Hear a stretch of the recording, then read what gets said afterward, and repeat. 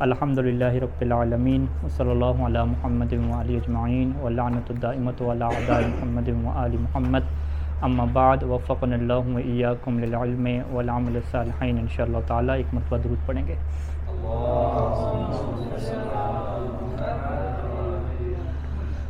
میراث کے متعلق ہماری تطبیقی گفتگو مقدمات میں جاری تھی، اور جو گفتگو ہم نے کرنی تھی ابھی طبقات پہ کرنی تھی، لیکن اس سے پہلے ہم نے ایک مقدماتی گفتگو آپ کے سامنے رکھی جو ہمارے معاشرے میں مبتلا بے ہے، اور اس کے لیے ہمیں آگاہ ہونا ضروری ہے۔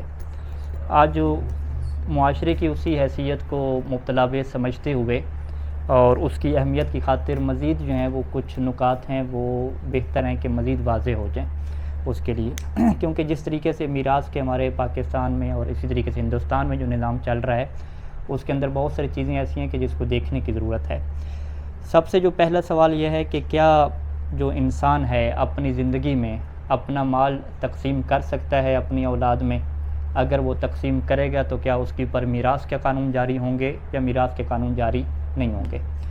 تو ہم نے کیا جواب دیا کہ اپنی زندگی میں کسی کو مال عطا کر دینا اس کو ہبہ کہا جاتا ہے فقہ میں، اس کو میراث نہیں کہا جاتا۔ میراث ہوتے ہی میت کی ہے، جو بندہ فوت ہو جائے اسے میراث کہا جاتی ہے، اور یہ محاورہ مشہور ہے کہ ابھی تو آنکھیں بند نہیں ہوئی تھیں اس کی میراث تقسیم ہو گئی، یعنی اس کو گویا کہ میت کے آپ نے فرض کر لیا۔ تو لہذا زندہ بندہ جو بھی عطا کرے گا اسے ہبہ کہیں گے۔ ہبہ کے اندر کیا قانون ہے؟ یہ منہاج الصالحین دوسری جلد میں جب آپ کتاب الہبہ میں جائیں گے تو کتاب الہبہ کا آخری مسئلہ کیا ہے وہاں پہ موجود ہے، کہ جو مسئلہ نمبر 1336 بن رہا ہے، کہ جس میں سید سیستانی دامت اللہ علیہ نے لکھا کہ انسان کے لیے جائز ہے کہ اپنی بعض اولاد کو زیادہ عطا کرے اور دوسری جو بعض اولاد ہے اس کو زیادہ عطا نہ کرے۔ اسے کیا کہتے ہیں؟ تفضیل، کہ کچھ اولاد کو عطا کرنا اور کچھ کو عطا نہ کرنا، ہبہ میں یہ جائز ہے۔ لیکن کیا کہا کہ علی کراہیت، ایسا مکروہ ہے، سب کو برابر حق دے یہ بہتر ہے، لیکن کسی کو زیادہ دیتا ہے کسی کو تھوڑا دیتا ہے تو یہ ہبہ کے اندر کیا مکروہ ہے۔ اور بعض صورتوں میں یہ حرام ہو جاتا ہے۔ کس صورتوں میں؟ کہ اگر ایسا کرنے سے، کیسا کرنے سے؟ کہ کچھ کو زیادہ دے رہا ہے کچھ کو نہیں دے رہا، ان کے درمیان حسد اور فتنہ کی آگ پیدا ہو جائے گی، جس کی وجہ سے لڑائیاں پیدا ہو جائیں گی اور حضرت یوسف والے حالات بنیں گے کہ بھائی اپنے بھائی کو مارنے کے درپے ہو جائیں گے۔ جب اس طرح کے فساد کے حالات پیدا ہونے کا خطرہ ہو تو پھر باپ کے لیے جائز نہیں ہے کہ اپنی اولاد میں سے فقط ایک بیٹے کو عطا کر دے یا بیٹی کو عطا کر دے سارے کا سارا اور دوسرے کو نہ دے، تو پھر اس سے کیا کرنا ہوگا؟ پرہیز کرنا ہوگا۔ لیکن اگر اس طرح کے فساد کا کوئی خطرہ نہیں ہے تو بعض صورتوں میں اس کے لیے بہتر ہوتا ہے کہ وہ کچھ بچوں کو زیادہ عطا کرے کہ جب ان کے اندر خصوصیت ہو۔ مثال کے طور پہ ایک بچہ جو ہے وہ معذور ہے، ٹھیک ہے، ایک بچہ جو ہے وہ کمزور ہے، وہ آگے سروائیو نہیں کر سکتا، ایک بچہ جو ہے وہ علم دین میں مصروف ہے، تو اس کو زیادہ عطا کرنا اگر یہ فساد کا خطرہ نہ ہو تو یہ زیادہ بہتر ہو جاتا ہے، افضل ہو جاتا ہے یہاں پہ۔ تو لہٰذا یہ ہبہ کا کیا قانون ہو گیا؟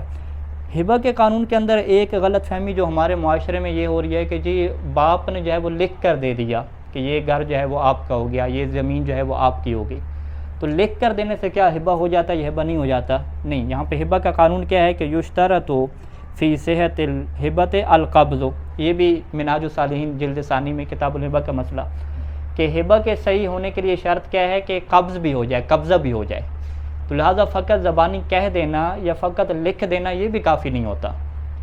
اگر ایک بندے نے جو ہے وہ زمین لکھ کے دے دی تھی، اب وہ فوت ہو گیا، بعد میں جو ہے وہ یہ مسئلہ آپ کے پاس آتا ہے کہ جی قبلہ صاحب وہ والد تو لکھ کے دے گیا تھا 2 دکانیں اس کے نام پہ، ٹھیک ہے، وہ زمین بھی لکھ کے دے گیا تھا، تو اب کیا کریں؟ میراث کے طور پہ تقسیم کریں یا نہ کریں؟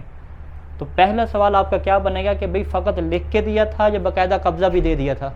وہ کہیں گے نہیں، فقط لکھ کے دیا تھا، قبضہ نہیں دیا تھا، تو ہم کیا کہیں گے؟ یہ ہبہ ہوا ہی نہیں ہے، ٹھیک ہے، ہبہ یہاں پہ کیا ہو گیا؟ باطل ہو گیا۔ ہبہ کب صحیح ہوگا؟ کہ باقاعدہ اس کو دے دے، چابی اس کو پکڑا دے، بھی یہ بیٹا آپ کی دکان ہے، یہ لو چابی لو، یہ لو کاغذات لو، کاغذات بھی دے دیے، سب کچھ دے دیے، یہ آپ کا ہو گیا نظام، یہ سسٹم چلے گا۔ اچھا، اگر آپ مزید ان کو کھولیں گے کہ بھی لکھ کے دینے کا آپ کے معاشرے میں مطلب کیا ہوتا ہے؟ وہ کہتے ہیں کہ ہمارے یہاں مطلب یہ ہوتا ہے کہ تاکہ جب والد فوت ہو جائے، وہ کہہ رہا ہے کہ میں فوت ہو جاؤں تو بعد میں اولاد لڑیں نہیں، میں لکھ کے دے جاؤں گا تو وہ اسی کے مطابق کیا چلیں گے۔ تو ہم کیا کہیں گے کہ اچھا اس کا مطلب ہے کہ موت کے بعد کی جو ہے وہ فکر ہو رہی ہے، تو اس صورت میں یہ کہاں پہ چلا جائے گا؟ وصیت میں چلا جائے گا۔ تو وہ کہے گا نہیں میں نے وصیت وغیرہ نہیں کی، وصیت کی نہیں. ہم کہ بھی وصیت نہ کی ہو آپ نے. وصیت کے اندر باقاعدہ صیغہ پڑھنا ضروری نہیں ہوتا. وصیت کے اندر کیا ہے کہ آپ کسی کو مال دے رہے ہیں اور آپ یہ کہہ رہے ہیں کہ میری موت کے بعد اس کو مال ملے، یا کہہ نہیں رہے. صورتحال ایسے ہے، واضح طور پہ سب کو پتہ ہے کہ یہ جو کہا جا رہا ہے یہ موت کے بعد کی بات ہو رہی ہے، زندگی میں نہیں دینا چاہتے، موت کے بعد کی بات ہو رہی ہے. جیسے یہ ایشو آئے گا، یہ والی بات آئے گی، یہ والا فیکٹر آئے گا کہ موت کے بعد ملے گا، تو وہ سیدھا کی سیدھا باب کس میں چلا جائے گا؟ وصیت میں چلا جائے گا. اب وصیت کا قانون کیا ہے کہ انسان اپنی زندگی میں تو پورا دے سکتا ہے جتنا دینا چاہے. وصیت میں انسان کو اللہ نے فقط اختیار دیا ہے 1/3 کا، ثلث کا، کہ اپنے مال کا تیسرا حصہ اپنے مرنے کے بعد کیا ہے وصیت کے طور پہ دے سکتا ہے. مرنے کے بعد پورا مال کسی کو نہیں دے سکتا. اب جو وہ آپ کو مسئلہ بیان کریں گے کہ قبلہ صاحب وہ 2 دکانیں لکھ کے دے گیا تھا، اور آپ نے جب سوال جواب کیے پتہ چلا کہ یہ ہبہ تو ہوا نہیں ہے، پھر ہبہ نہیں ہوا، پھر پتہ چلا کہ اچھا یہ رواج ان کا یہ تھا کہ لکھ کے دیتے ہیں تاکہ موت کے بعد اس طرح سے تقسیم ہو، پھر آپ کہیں گے اچھا یہ وصیت ہے. وصیت ہے، پھر آپ اس مرحوم کے سارے اموال کا حساب لگائیں گے کہ ٹوٹل اس کی زمینیں کتنی ہیں، پیسہ کتنا ہے، گاڑیاں کتنی ہیں. تو یہ جو دکانیں ہیں کیا اس تمام مال کی نسبت سے تیسرا حصہ بنتا ہے یا تیسرے سے زیادہ بنتا ہے؟ اگر وہ تیسرا حصہ بنا ہوا تو آپ کہیں گے ہاں ٹھیک ہے یہ وصیت کیا نافذ ہے. یہ دکانیں کس کو ملیں گی؟ بچے کو ملیں گی، اور بچے کو ملنے کے بعد پھر میراث کے طور پہ جو حصہ بنے گا وہ بھی اس کو ملے گا. ٹھیک ہے، کیونکہ میراث سے کوئی محروم کسی کو نہیں کر سکتا. یعنی ہمارے یہاں ایک بات مشہور ہے کہ یہ میں نے بچے کو آگ کر دیا، اخبار میں اشتہار دے دیا کہ یہ اب میری میراث نہیں پائے گا، نہیں، اس کی کوئی حیثیت نہیں ہے. ٹھیک ہے، ہمارے یہاں آق والدین کا یہی مطلب ہے کہ نافرمان بچہ جو گناہ گار ہوتا ہے. باقی یہ ہو کہ اس کا نان و نفقہ ساقط ہو جائے والد کے اوپر سے اور وہ میراث نہ پائے، ایسی کوئی صورتحال نہیں ہے. تو لہٰذا خلاصہ کلام کیا ہوا کہ جب بھی میراث کا مسئلہ آپ کے سامنے آئے گا اور آپ کے سامنے یہ باتیں کی جائیں گی کہ قبلہ اس نے لکھ کے دے دیا تھا، اس نے دے دیا تھا، تو آپ نے ان چیزوں کو کھولنا ہے. اگر تو آپ کے اپنے علاقے کا، آپ کے خاندان کا مسئلہ، پھر تو آپ کو صحیح پتہ ہوگا کہ کیا صورتحال ہے. اگر آپ کے خاندان علاقے کا نہیں ہے تو آپ مزید سوال کریں گے اس سے، کیا آپ واضح کریں کہ بھی دے دیا تھا، کیا مطلب دے دیا تھا؟ فقط لکھ کے دیا تھا یا اس کے قبضے میں دیا تھا؟ اگر وہ کہے کہ قبضے میں دے دیا تھا تو پھر آپ کہیں گے ٹھیک ہے جی ہبہ ہو گیا، اس کے اندر میراث کے قوانین جاری نہیں ہوں گے. اگر وہ کہے کہ نہیں فقط لکھ کے دے دیا تھا تو پھر آپ کہیں گے اچھا اس کا مطلب ہے کہ موت کے بعد کی بات چل رہی تھی، تو پھر آپ کیا کہیں گے؟ وصیت ہے. پھر آپ حساب کتاب لگوائیں گے کہ تیسرے حصے کے اوپر وصیت نافذ کرو، تیسرے سے جو زیادہ بنتا ہے اس کے اوپر وصیت نافذ نہ کرو. اگر پورے مال کی نسبت سے دکانیں، جو 2 دکانیں ہیں وہ تیسرا حصہ بنتی ہوئی تو ٹھیک ہے دکانیں مل جائیں گی.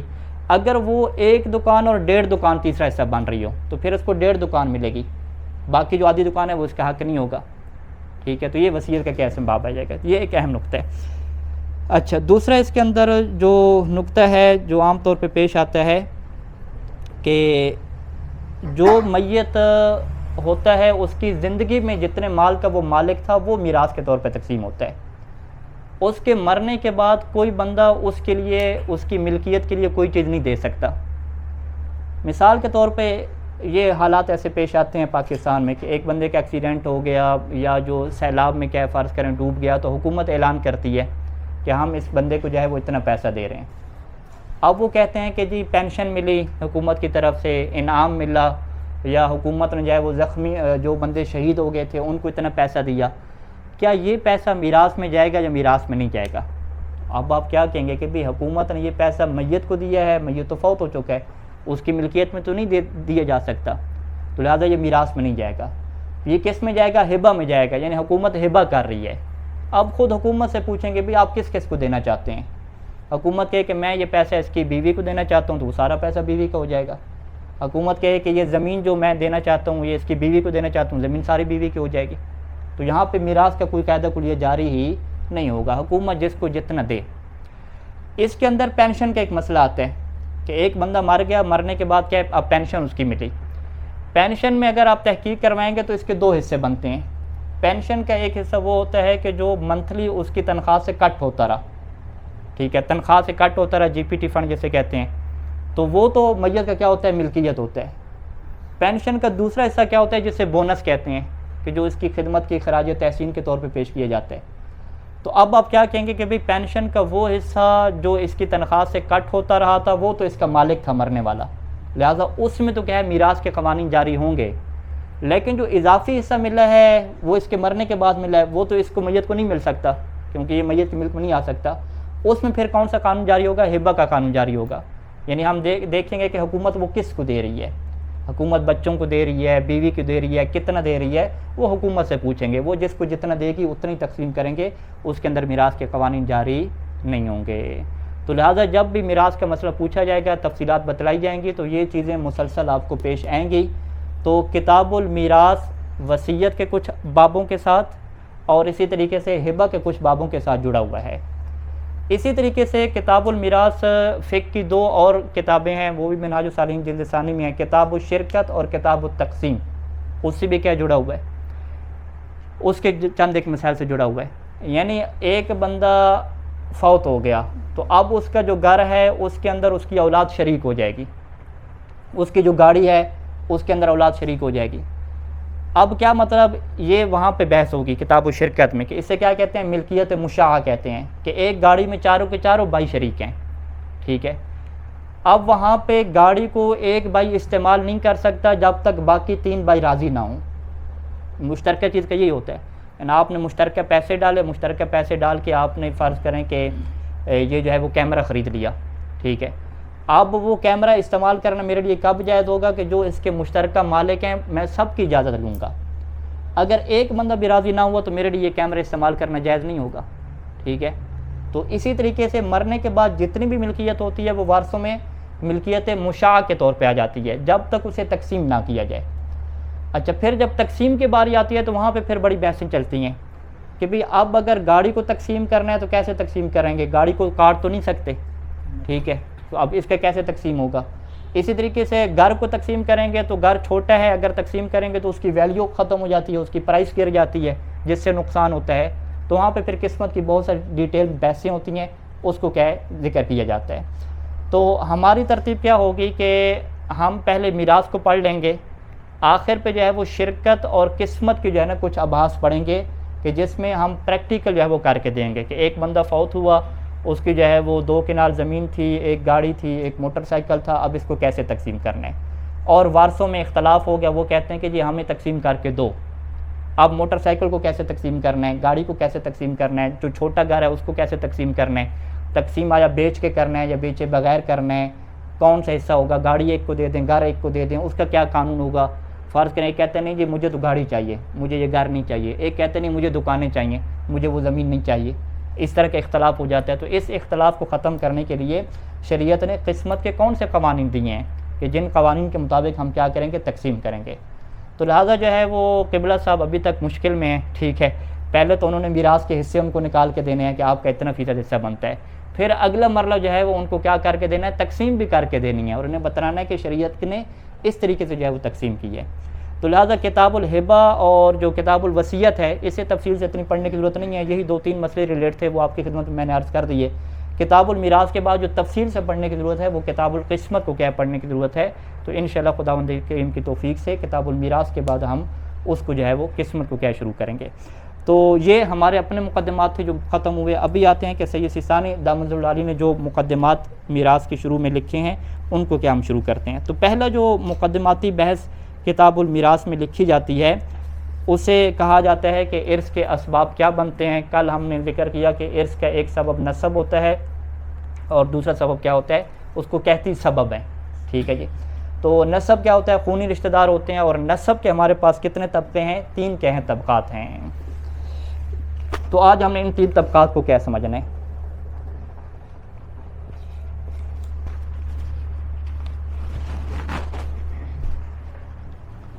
ٹھیک ہے، اسے فقہ میں کیا کہتے ہیں، طبقات ثلاثہ، ٹھیک ہے، یہ 3 طبقات۔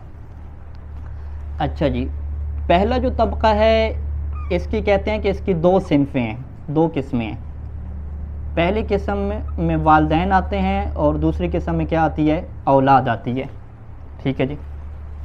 ان دونوں کو میراث ملنی ہوتی ہے،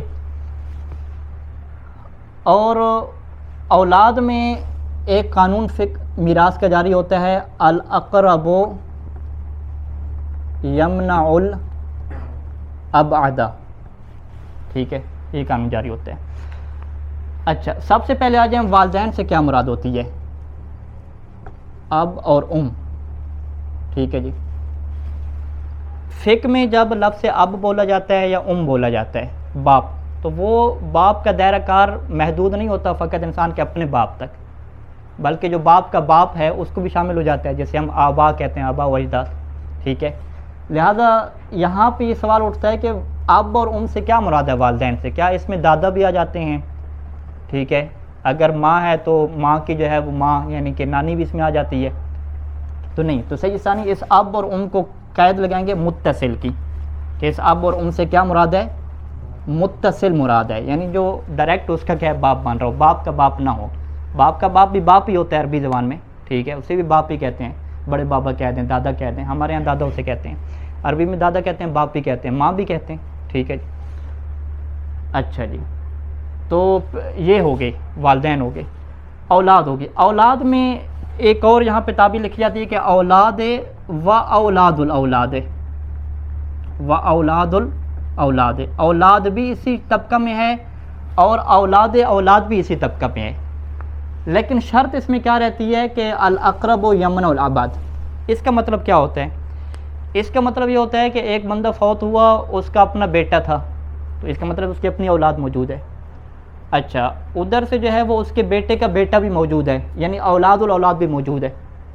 تو ہم کیا کہیں گے کہ اولاد اور اولاد الاولاد یہ پہلے طبقے میں آتی ہے. ٹھیک ہے. جب یہ پہلے طبقے میں آتی ہے تو اس کا کیا مطلب ہے؟ یعنی بیٹے کو بھی میراث دیں اور جو پوتا ہے اس کو بھی میراث دیں کیا؟ نہیں. ہم کہیں گے نہیں، یہاں پہ یہ قانون جاری ہوگا کہ بیٹا جو ہے وہ میت کا قریبی ہے، اقرب ہے، اور پوتا کیا ہے؟ ایک واسطے سے، ایک واسطے کے بعد اس کا بیٹا بن رہا ہے، وہ کیا ہو گیا؟ ابعد ہو گیا. تو یہاں پہ قانون جاری کیا ہوگا کہ جب اقرب موجود ہو تو ابعد کو کیا میراث نہیں ملتی. اب یہاں پہ جو ہے وہ بڑا ایک مسئلہ پیدا ہوتا ہے جس کے اوپر مومنین کیا بڑا اعتراض کرتے ہیں، اور وہ سوال آپ کے سامنے کیسے لے کر آتے ہیں کہ جی قبلہ صاحب اس کے جو ہے وہ دو بیٹے تھے، جو ہے وہ دونوں کی کیا تھی؟ اولاد تھی. تو ایک بیٹے کا ایکسیڈنٹ ہوا، وہ فوت ہو گیا، اس کے جو ہے وہ یتیم بچے جو ہیں وہ موجود ہیں 3-4. ابھی صورتحال یہ بنی کہ جو ان کا والدین ہے، دو بچوں کا جو والدین ہے، والد، وہ کیا فوت ہو گیا.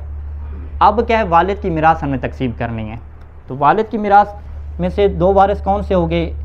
ہم کیا کہیں گے؟ ایک اس کا بیٹا ہے، ٹھیک ہے، اور دوسرے نمبر پہ کیا ہے؟ اس کے پوتے ہیں. بیٹا اور پوتے یعنی اولاد بھی ہے اور اولاد الاولاد بھی ہے.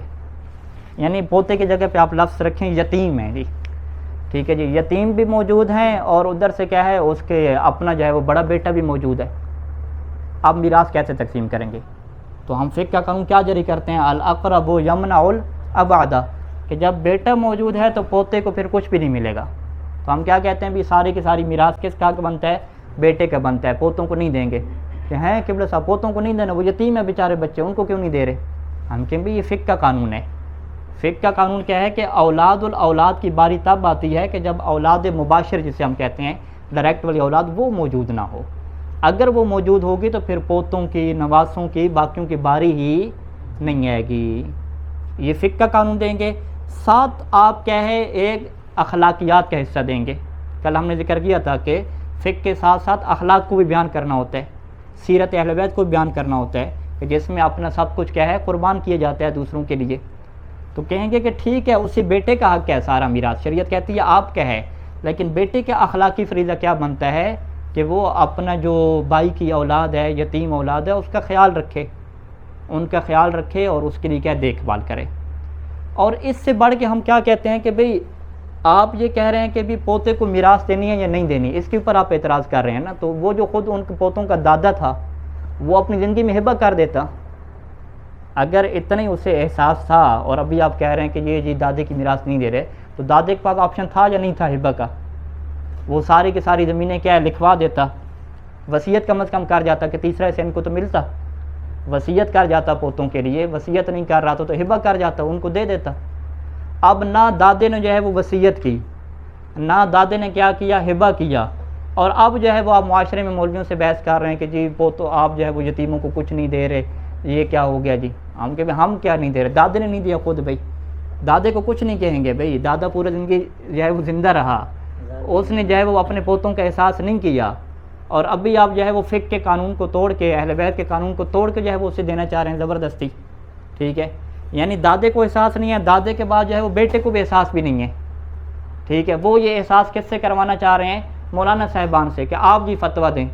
ہم کیا فتویٰ دیں؟ شریعت کہتی ہے بیٹے کی اپنی میراث ہے نا، تو بیٹا دے دے اس کو، بیٹے کے لیے حرام تھوڑی ہے اس کو دینا، دے دے اپنے حصے سے۔ دادے کا اپنا مال تھا نا، دادے کے لیے حرام تھوڑی تھا، دادا دے دیتا۔ تو احساس عوام نہ کرے اور فتویٰ کس کے اوپر لگے جی؟ اہل بیت کے دین کے اوپر لگے، کہ جو آپ کے اندر احساس نہیں، جو آپ کو یتیموں کا احساس نہیں ہے، آپ کو جی پوتوں کا احساس نہیں ہے، نواسوں کا احساس نہیں ہے۔ بھائی ہمیں احساس کرنے سے پہلے آپ پہلے دادے کو تو سمجھائیں، پہلے جو بیٹے کو سمجھائیں، وہ تو احساس کرے، ٹھیک ہے۔ تو لہٰذا یہ جو ہے وہ پہلے طبقے میں کیا ہے؟ والدین اور اولاد آ جاتے ہیں۔ اب قانون کیا ہمارے پاس موجود ہے فقہ اہل بیت کا؟ جی جی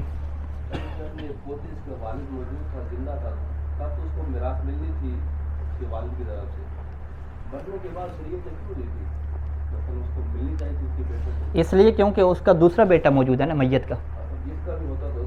ہاں ہوتا تو ہو تو پھر ملے نا، ہے ہی نہیں۔ ہاں کیا چیز؟ نہیں میراث اس بیٹے کی، مثلا ان کے جو پوتے کا والد ہے نا، ان کا والد رہ رہا ہے نا، یہ بیٹا جو ہے جو فوت ہو چکا ہے، ٹھیک ہے، یہ زندگی میں فوت ہو گیا نا۔ اب ہم کیا کہیں گے کہ کیا اس کی میراث بنتی تھی یا نہیں بنتی تھی؟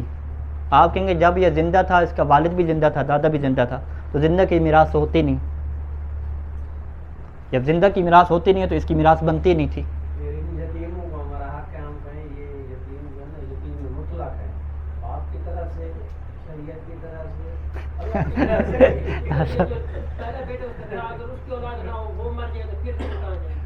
ہاں اگر یہ دونوں مر جائیں نا، دونوں مر جائیں فقط پوتے ہوں، پھر تو پوتوں کو ملے گا۔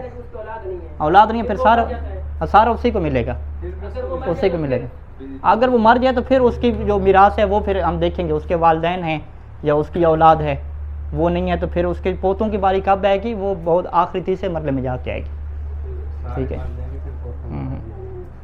واضح ان شاء اللہ۔ اچھا ایک مسئلہ کے ذہن میں آتا ہے، کل بھی یہی ہے آج بھی، جس طرح یہ ہے کہ مثلاً پوتوں کو نہیں ملتا، اگر ہم اخلاقیات ساتھ رکھیں، اہل بیت علیہ السلام کی سیرت رکھیں، تو پھر ہم کہتے ہیں کہ ان کو دینا چاہیے، جس طرح کل کچھ گفتگو ہوئی تھی۔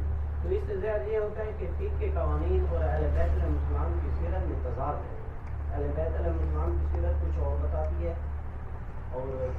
نہیں فقہ جو ہے نا، فقہ جو ہے وہ ڈنڈا سروس ہے، آپ یوں کہہ دیں، ٹھیک ہے، ہاں قانون ہے وہ۔ قانون کیا ہوتا ہے؟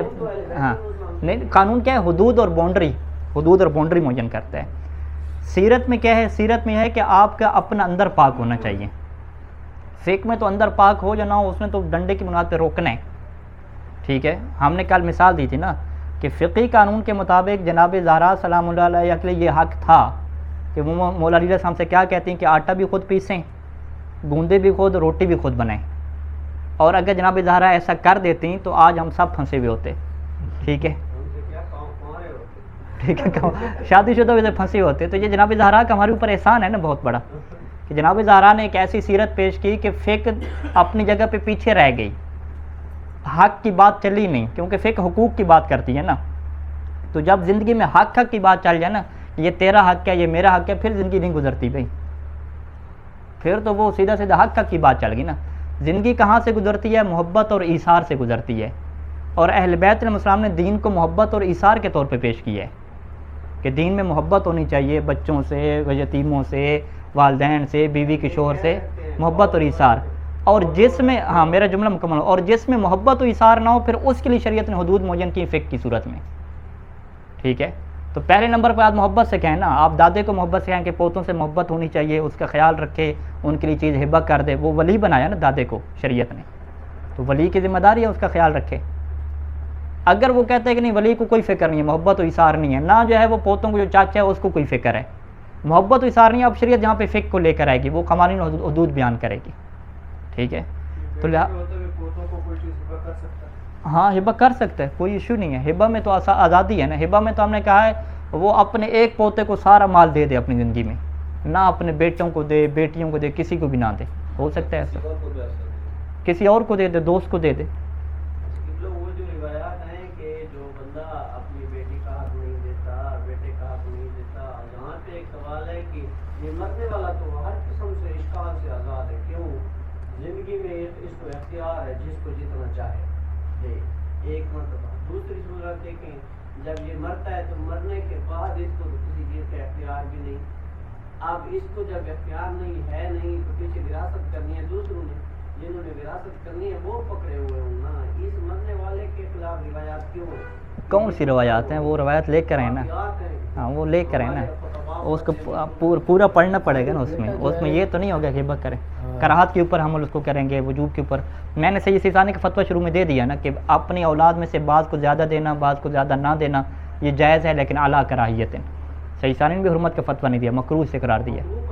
ٹھیک ہے، دیکھیں آپ روایات ڈھونڈ کے لائیں، میں بھی ڈھونڈتا ہوں، پھر اس کے اوپر بحث کر لیتے ہیں۔ بہرحال یہ ایک اجتہادی ہم بحث کر لیں، تھوڑا باہر نکل رہے ہیں، ٹھیک ہے موضوع سے۔ چلو اچھا، دوسرا طبقہ کیا ہے جی اس میں ہمارے پاس میراث میں کیا آتا ہے؟ دوسرا طبقہ، اس کو ہم مٹا دیتے ہیں۔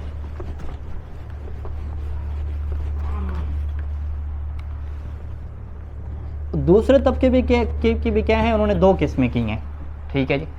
پہلے میں والدین رکھے تھے، تو ابھی یہاں والدین کے والدین رکھ دیں گے۔ اس کو کیا کہتے ہیں؟ اجداد کہتے ہیں، شارٹ کٹ جو تعبیر ہے فقہی، اجداد۔ اجداد کی تعبیر میں کیا ہے؟ وہ نانا بھی آ جاتا ہے، دادا بھی آ جاتا ہے۔ اس کو جدا کرنے کے لیے کیا لفظ استعمال ہوتا ہے؟ من الاب اور من الام کا، یعنی اگر جد کا لفظ دادے کے لیے استعمال کرنا ہو تو کیسے استعمال کریں گے؟ ادھر لکھیں گے جد اور ساتھ کیا لکھیں گے؟ من الاب۔ جد من الاب لکھا ہوگا تو اس سے مراد کیا ہوگا؟ دادا ہوگا۔ اور اگر آپ نے کہنا ہو کہ اس سے مراد جی وہ نانا ہم نے مراد لینا ہے، تو من الاب کی جگہ پہ کیا لکھ دیں؟ من الام لکھ دیں، پھر اس سے مراد کیا ہو جائے گا؟ نانا ہو جائے گا۔ اب دادی کو لے کر آنا ہے تو آگے جد کے ساتھ وہ کیا لکھیں گے؟ جد ذکورن او اناسن، ٹھیک ہے۔ جد کو اناسن لکھیں گے تو اس سے مراد کیا ہو جائے گی؟ جد سے مراد کیا ہو جائے گی؟ نانا یا نانی یا دادی ہو جائے گی۔ اب دادی جو ہے وہ اسی جدہ ہم مؤنث سے بنا لیتے ہیں، وہی جدہ من الاب اور جدہ من الام، تو یہ سارے آ جائیں گے۔ اچھا، اس میں بھی وہی قانون چلتا ہے کہ جب دادا موجود ہو تو پڑ دادا کو نہیں ملتا، کیونکہ دادا قریبی ہو گیا نا، اقرب۔ پڑ دادا کیا ہو گیا؟ دور والا ہو گیا، اس کو کیا نہیں ملے گا۔ اچھا، اجداد آ جائیں گے۔ دوسری صنف میں کیا آتا ہے یہاں پہ؟ ہاں جی فرحان صاحب، اخوات آ جاتا ہے۔ اخوات کی تعبیر کا کیا مطلب ہوتا ہے؟ بہن بھائی، ٹھیک ہے جی۔ میت کے بہن بھائی آ جاتے ہیں، ان کو کیا ہے؟ میراث ملتی ہے۔ لیکن یہ کس میں آتے ہیں؟ دوسرے طبقے میں آتے ہیں، پہلے طبقے میں نہیں آتے۔ اب یہاں پہ اگر آپ کے سامنے کوئی بندہ یہ سوال کرے کہ قبلہ صاحب وہ بندہ فوت ہو گیا ہے، اس کی جو ہے وہ ایک بیٹی ہے، ٹھیک ہے، ایک اس کا بھائی ہے، ایک اس کی بہن ہے، ٹھیک ہے جی۔ اب میراث کس کو دینی ہے؟ ٹھیک ہے، آپ کہیں گے بیٹی کو دیں گے، بھائی اور بہن کو نہیں دیں گے، کیوں؟ یہ کہ بھائی بہن کا احساس ہی نہیں ہے، یہ ساری مال اٹھا کے بیٹی کو دے دیے، ٹھیک ہے۔ اگر اس نے سوال کیا کہ چلیں بیٹی نہیں ہے، ایک بندہ فوت ہوا، اس کا کیا پوتا ہے فقط، ٹھیک ہے، ایک بندہ فوت ہوا، اس کا کیا ہے؟ ایک نواسہ تھا، ایک نواسہ تھا، اور کیا تھے؟ ادھر سے بھائی بہن تھے۔ تو آپ شریعت کیا کہ سارا مال کس کو دے دیں؟ نواسے کو اٹھا کے دے دیں، بھائی بہنوں کو دیں ہی نہیں۔ کیوں؟ کیونکہ نواسہ کس میں آتا ہے؟ طبقہ اولیٰ میں آتا ہے۔ طبقہ اولیٰ میں اس کے لفظ کیا تھا؟ اولاد الاولاد کا لفظ تھا۔ تو جب اولاد الاولاد موجود ہو تو طبقہ ثانیہ کی باری ہی نہیں آتی۔ اور یہ وہ مسئلہ ہے کہ جس میں اہل سنت کا ہمارے ساتھ کیا ہے؟ بڑا اختلاف چلتا ہے۔ رسول خدا صلی اللہ علیہ وسلم کی اکیلی بیٹی ہیں، ساری میراث ان کو مل جائے گی۔ رسول خدا کے بھائی ہیں، بھائی کے بیٹے ہیں، چچا زاد ہیں، ابن عباس ہیں، مولا علی ہیں، کسی کی بھی کیا باری نہیں آئے گی، کیونکہ یہ سارے کے سارے کیا ہے؟ طبقہ ثانی اور طبقہ ثالثہ میں ہوتے ہیں۔ تو سارے کا سارا مال کیا ہے؟ ایک ہی بیٹی کو مل جائے گا، باقیوں کی باری ہی نہیں آئے گی۔ لیکن اہل سنت میں کیا ہے؟ نہیں، بیٹی کو اپنا حصہ دینے کے بعد باقی کو کیا ہے؟ آگے شفٹ کریں گے، جس کا ایک تعصیب کا مسئلہ ہے، اس کو ہم کیا ہے انشاءاللہ اگلے دروس میں واضح کریں گے۔ متا کی اولاد بھی اس میں آئے گی؟ کس میں؟ متا کی اولاد بھی وراثت میں شامل ہاں ہوتی ہے؟ ہاں، عقد متا کی وراثت میں شامل ہوتی ہے۔ یہ بھی انہوں نے اچھا سوال کیا جو زیادہ قریب بہن بھائی ہیں نا، انہیں رشتے میں تو جو رشتہ قریبی ہوگا اس کو میراث دینی۔ ہاں، یعنی آپ کہہ رہے ہیں کہ بہن بھائی زیادہ قریبی ہیں، اور جو نواسے ہیں، نواسوں سے اور نیچے چلے جائیں، نواسے کے نواسے کر رہے ہیں، ٹھیک ہے، اولاد اولاد، لیکن وہ چونکہ پہلے طبقے میں ہیں، پہلے طبقے میں ہیں تو وہ لے جائیں گے سارا مال، ہاں بہن بھائی رہ جائیں گے، ٹھیک ہے جی۔ اچھا، یہ بس یہ ہم عبارت اس کی پڑھیں گے، دو طبقوں کی، تیسری کی طرف نہیں جا سکتی جی۔ نانا نانی اور پردادا بھی اس میں آ جائے گا؟ ہاں یہ پردادا کو ملے گی نہیں ملے گی؟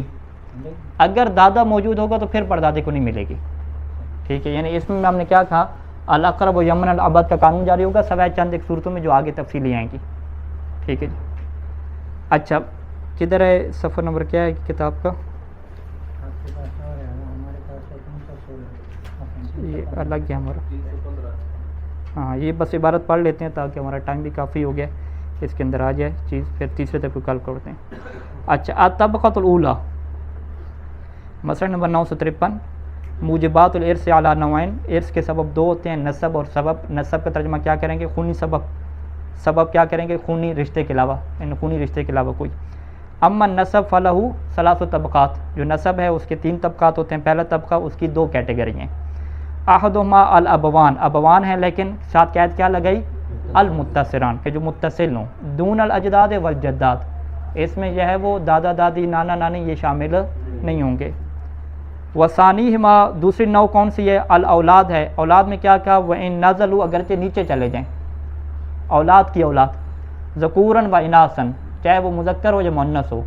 بیٹی کی اولاد بھی آ جائے گی، بیٹے کی اولاد بھی آ جائے گی. بیٹے کی اولاد کو ہم کیا کہتے ہیں؟ پوتے کہتے ہیں. اور بیٹی کی اولاد کو کیا کہتے ہیں؟ نواسے کہتے ہیں. ٹھیک ہے.